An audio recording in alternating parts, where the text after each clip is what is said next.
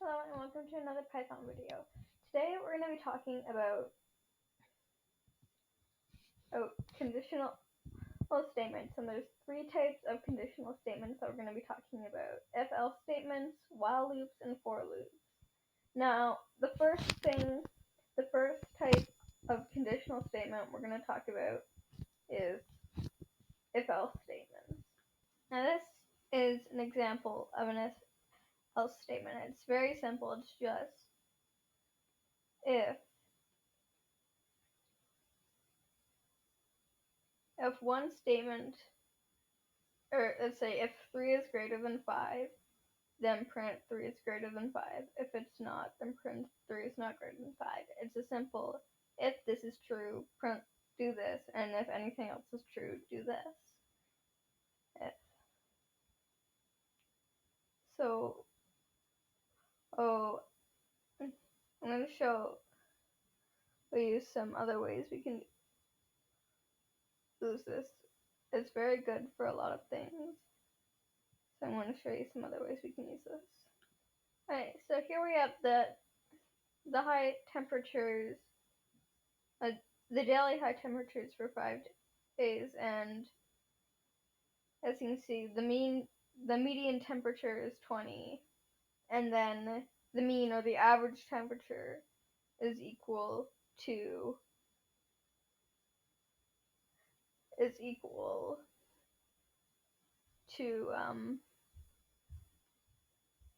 all the temperatures added and then divided by 5, because there's 5 of them.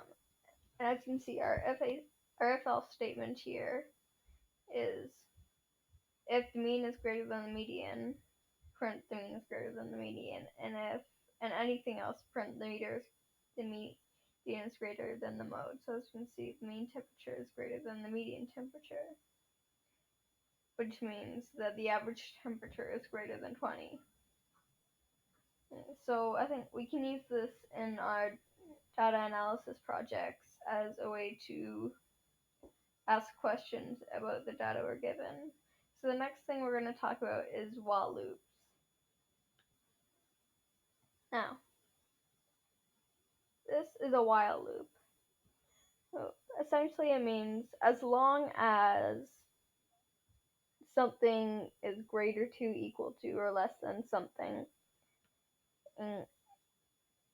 do this. And maybe if you want, you can put otherwise do this. So I'm going to explain what we have here. So as someone's seeing how many minutes it will take for water to boil. So WTE is equal to the water temperature, and the number is equal to the number of minutes. Now,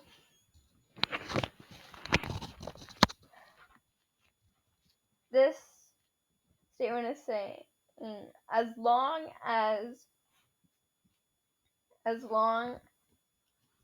the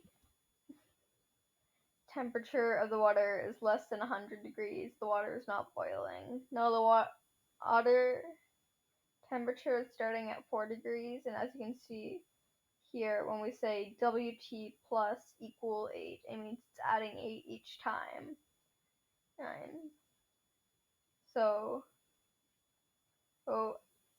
as long as the water temperature is less than 100, print the water is not boiling, the number of minutes, and then add 8 degrees temperature, and then add 1 to the number of minutes. But if the water goes over 100, print and the number of minutes, which it took 13 minutes, and print that the water is boiling.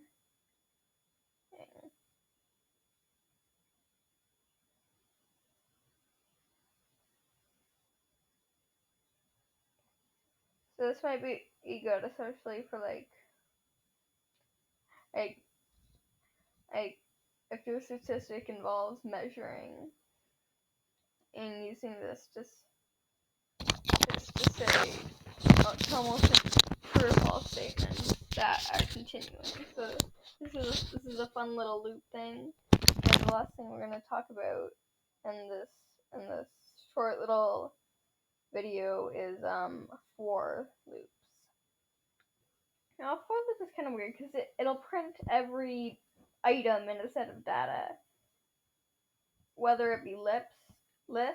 So if you say 4x in fruits, that means, and then say print x, it means every item in fruits. And you can also use it to like print every item in a certain range. So if I say the range is 6, it'll mean every item print every item before 6. So as you can see, it'll print 0, 1, 2, 3, 4, and 5. And like I said, there can also be else loops in it. So if it becomes more than 5, it'll print more than 5. Kind of like the while loops. And then you can also break for loops by saying if x is equal to like what 3, it'll break, which means it'll kind of cut off the loop and it won't do the else statement. So for example, we said it breaks off at 3, so it won't do the finally finished sentence. It just does 0, 1, and 2. Okay, so I said this is a very short lesson because I think today is more of a work period to get started on our final projects. Another thing I'm going to put here, when you're seeing this, I will paste a document into the chat, which will contain a lot of information that you need. And it'll show you some stuff you can do with your data set. And that will kind of be one of the more main points of the lesson. And remember, if you need help, I'm there, and always copy and paste your code into a document, and have fun coding.